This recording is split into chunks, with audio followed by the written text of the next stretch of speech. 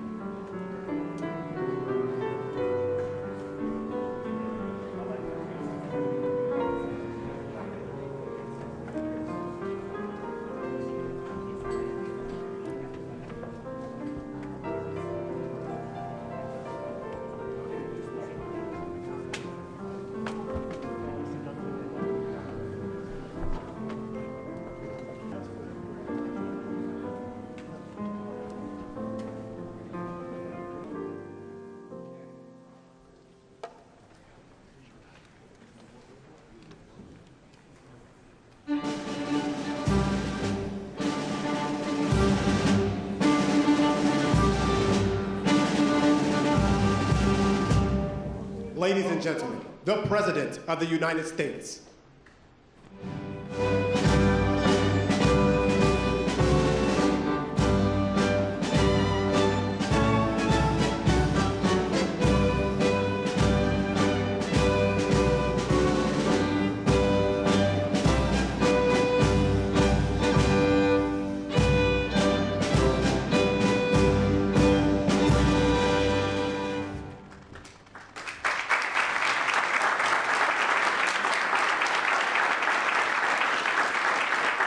Thank you very much. Please, thank you very much. Before we begin, I want to provide a brief report on the unprecedented success our country has been witnessing in recent weeks. Since even before the election, we've been making extraordinary progress. The American people gave us a clear mandate to save our country, and we won all 7 swing states by large margins, historic. Very importantly, we won the popular vote by millions and millions of votes. Also, all 50 states, as you know, shifted toward the Republican Party, and that's never happened before. All 50, every single one of them. In our first week in office, we set records, taking over 350 executive actions. That's not been done before. And it has reportedly been the single most effective opening week of any presidency in history. And we want to keep it that way. We want to keep it going.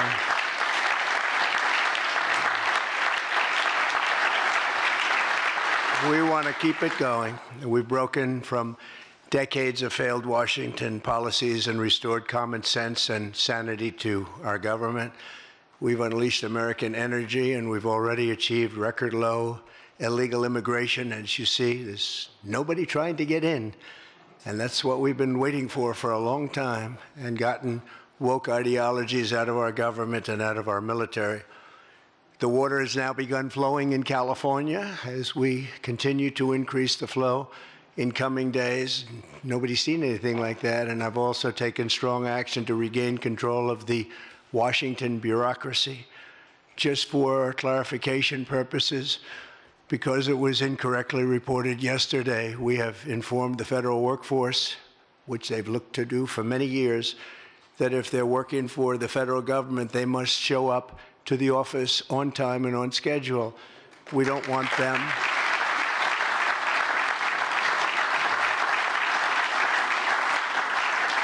We don't want them to work from home because, as everyone knows, most of the time they're not working, they're not very productive, and it's unfair to the millions of people in the United States who are in fact working hard from job sites and not from their home.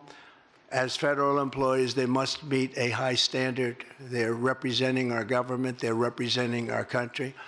If they don't agree by February 6th to show up back to work in their office, they will be terminated, and we will therefore be downscaling our government, which is something that the last 10 presidents have tried very hard to do but failed.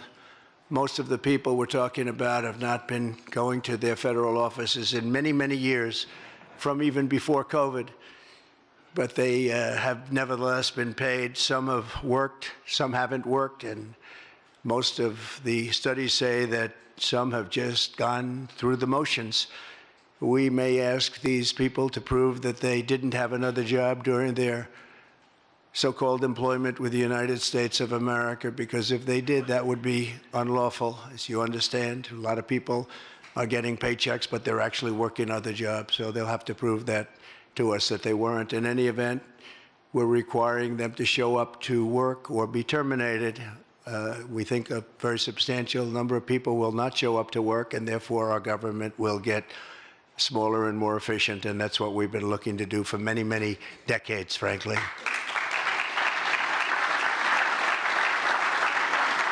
Thank you. In addition, there was a short-term pause or funding freeze on certain discretionary spending payments, such as government grants, only for us to quickly look at the scams, dishonesty, waste, and abuse that's taken place in our government for too long. As was explicitly stated, this in no way affected Social Security, Medicare, Medicaid, or other entitlements that Americans depend on. I've made abundantly clear from the very first day that I ran from office, that was a long time ago now, that's 2015. If you think about it, I announced in 2015, and we won in 2016. We did very well in 2020, but we did really well just recently. And I'm restating right now to correct any confusion that the media has purposely and somehow, for whatever reason, created Social Security, Medicare, Medicaid have not been affected by any action we're taking in any way, shape, or form. We are merely looking at parts of the big bureaucracy where there has been tremendous waste and fraud and abuse. In that process, we identified and stopped $50 million being sent to Gaza to buy condoms for Hamas. 50 million. And you know what's happened to them? They've used them as a method of making bombs. How about that? We stopped an attempt to make an illicit payment for illegal alien resettlement. We canceled $181 million in DEI training contracts. This is just for the training of people in DEI, which has been terminated and completely terminated. And we paused $1.7 billion in unauthorized payments to foreign organizations, including stopping more than $40 million that was on its way out the door to the very corrupt World Health Organization, which has not done its job and not done it properly. We also...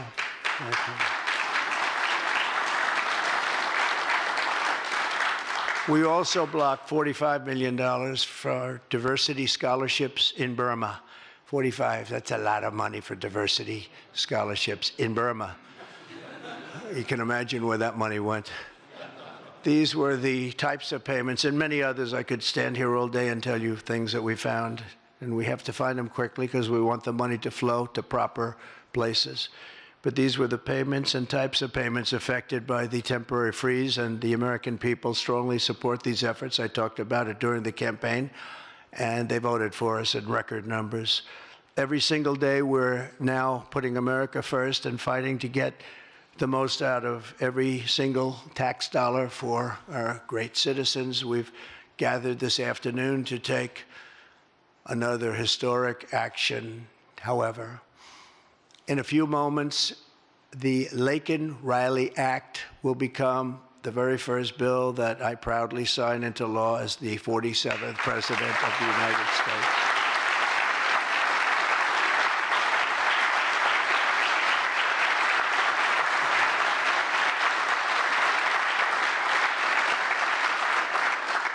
Laken was a brilliant and beautiful 22-year-old nursing student from Georgia, the best in her class. She was always the best. They would say, Laken, how do you do this? And what do you do? They were always asking her questions. She was respected by everybody, even her teachers. They respected her so much. From the time she was in first grade, Laken knew she wanted to spend her time caring for others. That's what she did.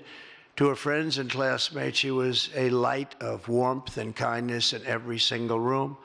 To her parents and family, she was everything in the world. They've had a miserable period of time. Just after 9 a.m. last February 22nd, Laken went out for a jog on the campus of the University of Georgia, but she was just never returned. She never came back, did she, huh?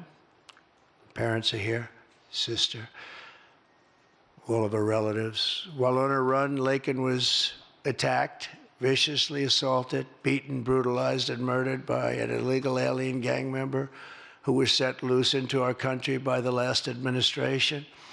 We are deeply honored to be joined today by Laken's parents, Allison and John, and her sister, Lauren. Thank you very much. Thank you.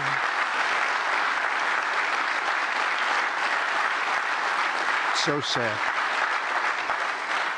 We were together right after that happened, and it's a tremendous tribute to your daughter, what's taking place today. That's all I can say, but it's so sad we have to be doing it at all. Thank you very much for being here.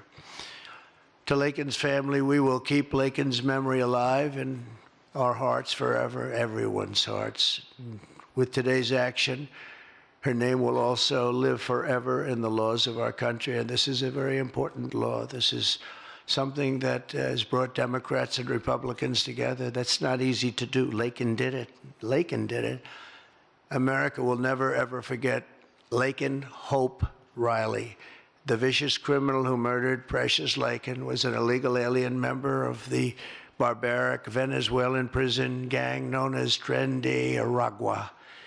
He trespassed across our southern border in 2022 and was apprehended by Border Patrol, but under the cruel policies of the last administration, instead of being deported, as he should have been, he was released into the United States, as were millions of other people, many of them very dangerous people.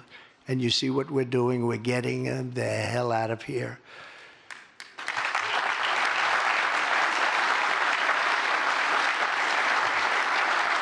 He was soon arrested again in New York City on charges of endangering a child, but because of New York City's deadly sanctuary policies, as we have in California and many other places, which we're going to end them, he was released again to reoffend.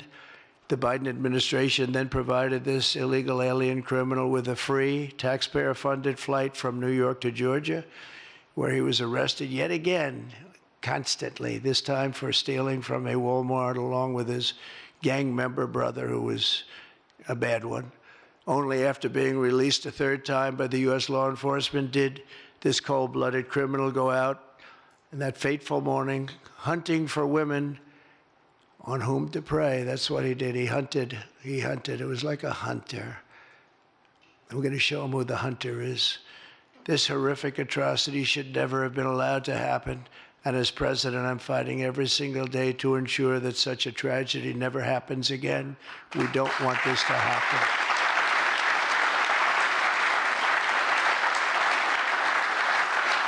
And under the law, thank you.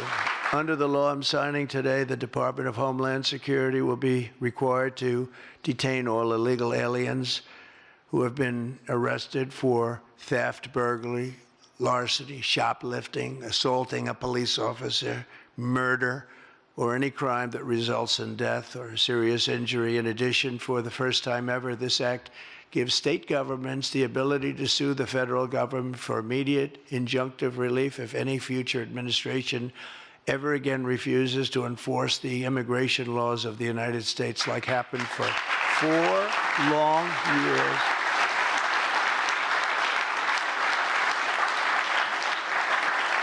And that was happening for 4 long years, frightful years.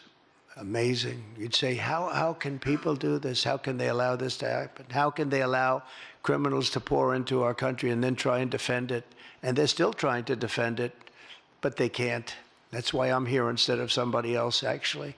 It's the biggest reason. I believe it's the single biggest reason. Inflation was horrible. Many things were horrible during that administration. When you look at what took place in Afghanistan, the way they got out, not that they got out, but the way, so many things were horrible.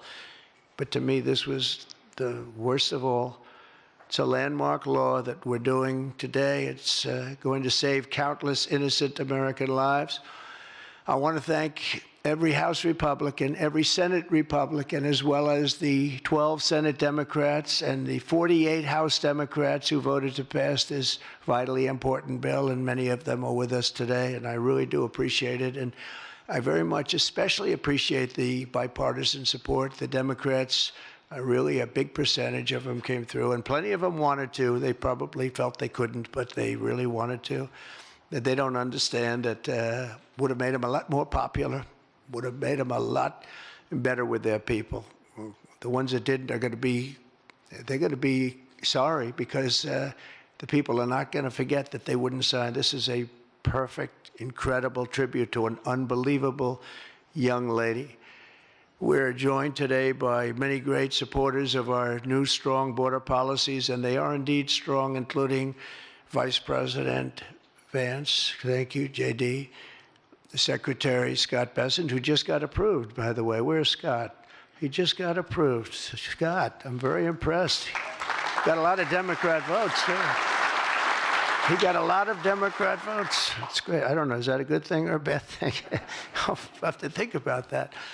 Secretary of Homeland Security, who's going to be fantastic. I know her so well, and I know it's probably not complimentary because she is a woman, but she is tough. Where is she? Where is Christy? Christy, great. Stand up, please. You have such an important job to do.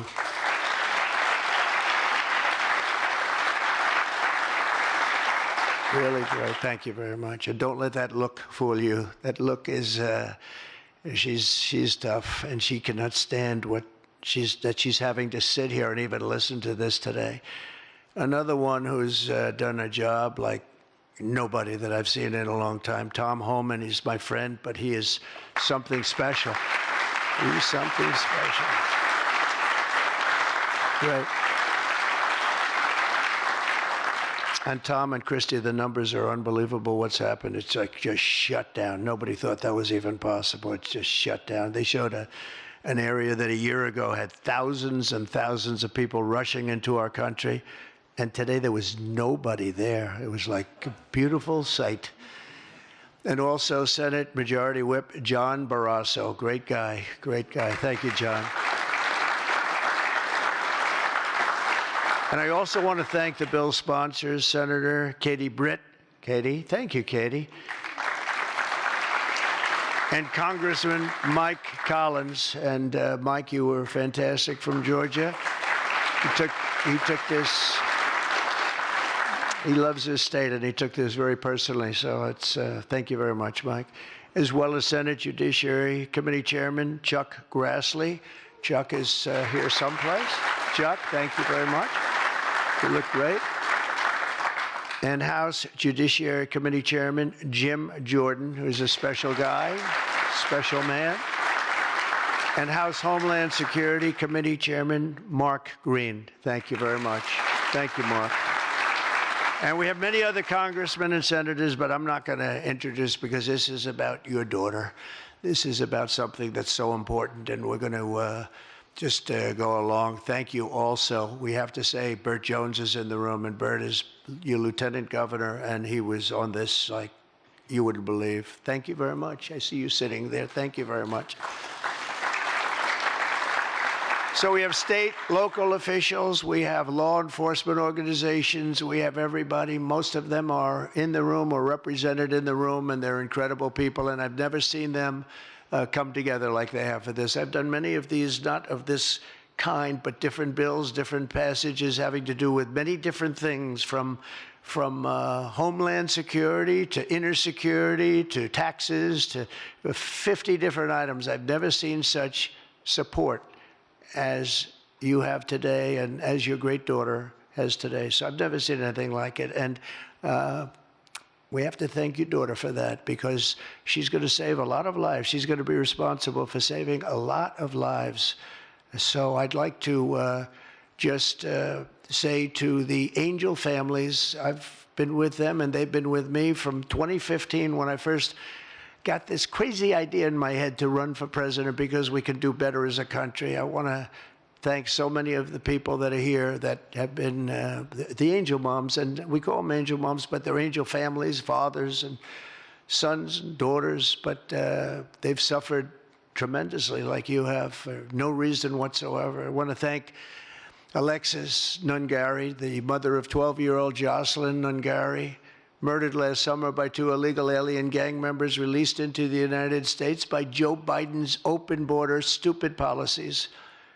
And thank you very much, Alexis. I want to thank you very much. We had an amazing trip, and it was really special to meet you and your family. Appreciate it very much. So sad we have to be here, frankly. And Jocelyn, as you know, is in our hearts, as she was then. It was an amazing day we had, a great day. But it was a day of celebration of somebody that unfortunately won't be with us. But she is with us now, you know that. Here also is Patty Morin, the mother of Rachel Morin, killed 2 years ago by an illegal alien who was let into our country by the last administration's ridiculous, weak policies. Open border, can you imagine? When I heard open border, I said, oh, that's terrible. They're going to release their prisons all over the world. They're going to release their prisons into our country. That's exactly what happened.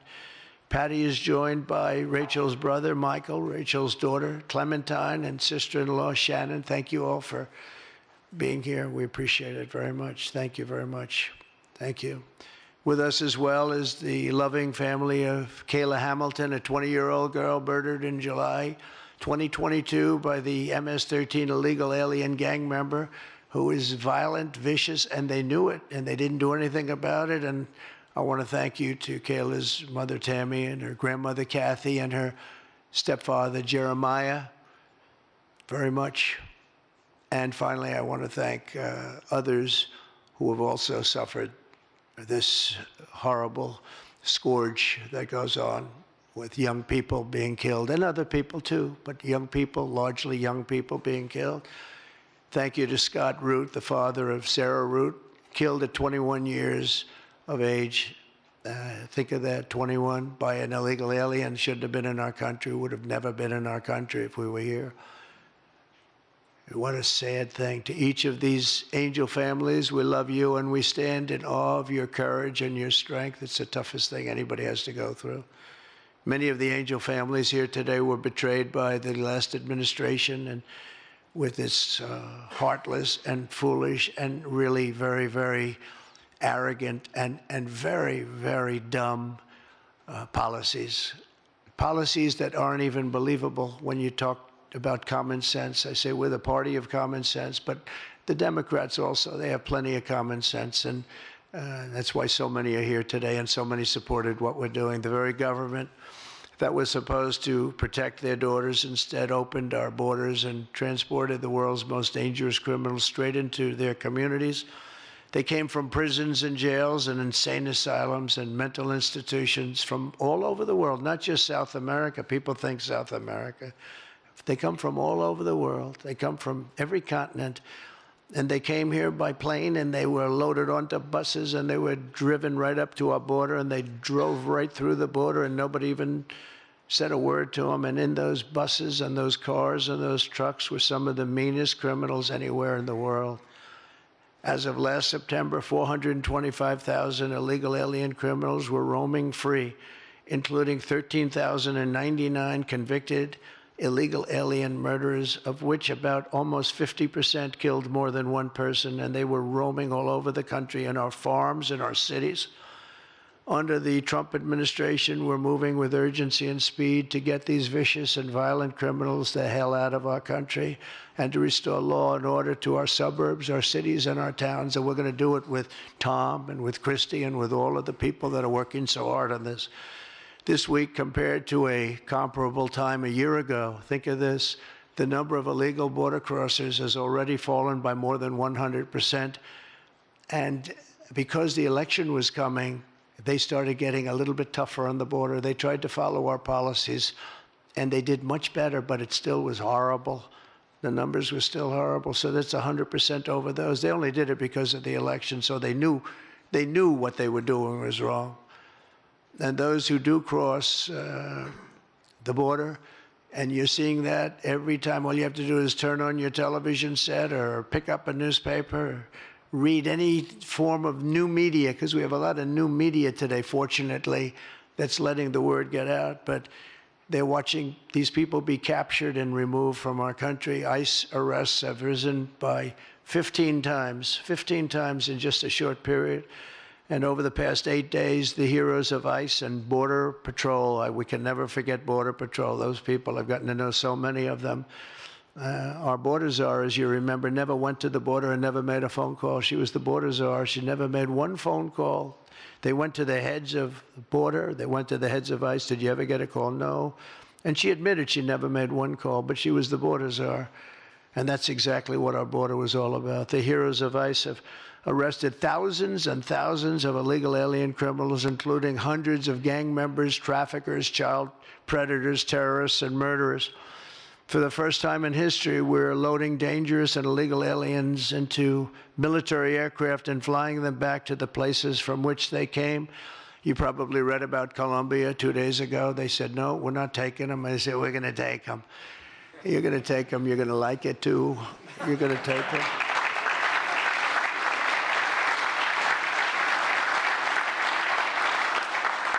They talked about, we're not going to take people that are in shackles. I said, well, but the people that are in shackles are murderers, they're drug lords, they're rapists, they're very tough people. They make our criminals look like very nice people. That's about the only thing that comes out of this. And I say, could you imagine you're a pilot on the plane and you have your co-pilot and you're sitting there and you have 150 people, no shackles, and they like to murder people? This would not be a good flight. So Colombia apologized to us profusely within an hour based on something I said, meaning you're going to pay tariffs like nobody's ever paid tariffs before. But they actually wanted to terminate his position. They're essentially Congress met, and they were very angry with them. But they actually said they were going to send the presidential plane to pick up these criminals and to bring them because they didn't want to inconvenience us or have us do a second flight, and that's what they did. And I appreciate it, and I do appreciate the people of Colombia are wonderful people, and the representatives really acted well, and I appreciated they took back that tough talk. But, you know, we may have tough talk from others, but it's not going to mean anything. They're going to all take them back, and they're going to like it, too. They're going to like it. They're going to take it back, and they're going to like it. Today, I'm also signing an executive order to instruct the Departments of Defense and Homeland Security to begin preparing the 30,000-person migrant facility at Guantanamo Bay. Most people don't even know about it. We have 30,000 beds in Guantanamo to detain the worst criminal illegal aliens threatening the American people. Some of them are so bad we don't even trust the countries to hold them because we don't want them coming back, so we're going to send them out to Guantanamo. This will double our capacity immediately, right? And that's a tough place to get out of. Today's signings bring us one step closer to eradicating the scourge of migrant crime in our communities once and for all. And it was just it's just an unforced error that we even have to be doing this. Now we need Congress to provide full funding for the complete and total restoration of our sovereign borders, as well as financial support to remove record numbers of illegal aliens.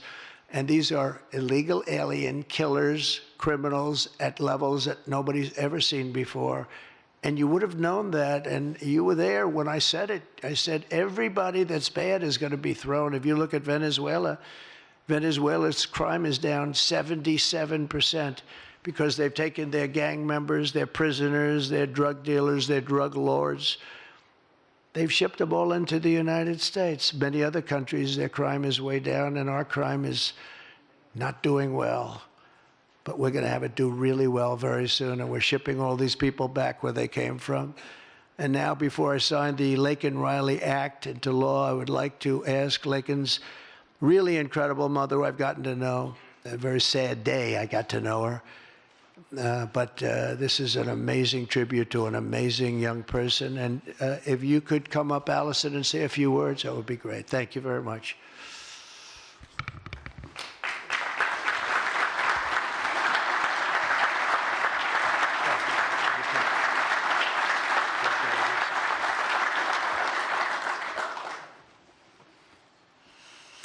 Thank you. Thank you, Trump. We would like to thank Senator Katie Britt for her diligent bipartisan work to get this bill through the Senate. We'd also like to thank Congressman Mike Collins for his unwavering passion and for leading on the Laken Riley Act from the start. Our family will forever be grateful for the prayers of the people across our nation and for helping to get this legislation into law. We also want to thank President Trump for the promises he made to us. He said he would secure our borders and that he would never forget about Laken. And he hasn't. He's a man of his word. We trust that he will fight for the American people. Most importantly, I want to thank our Lord and Savior, Jesus Christ, because without his sacrifices, Laken's story would have ended on that horrific day that she was taken from us. But because of him, we can continue living knowing that we will see Laken again. There's no amount of change that will ever bring back our precious Laken. Our hope moving forward is that her life saves lives. We're so thankful that her passion for helping others and her legacy for doing good in the name of Jesus Christ will carry on. Thank you. Thank you.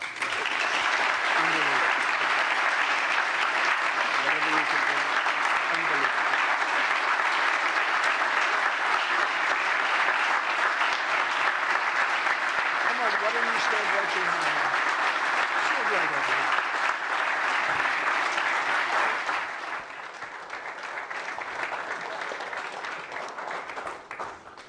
Thank you. We're going to sign this in honor of Laken Riley.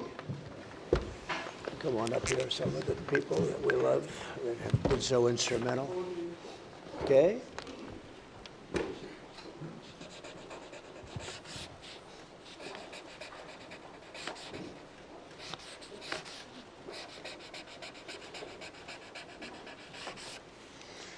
Okay.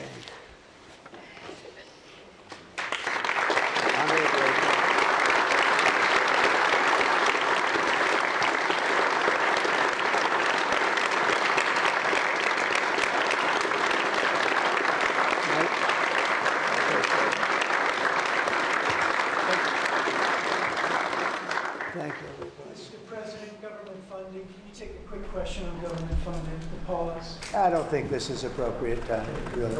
I respect that, but I don't think it's appropriate. I can just tell you government is doing very well, and we're cutting way back, but this is not the appropriate time. Thank you.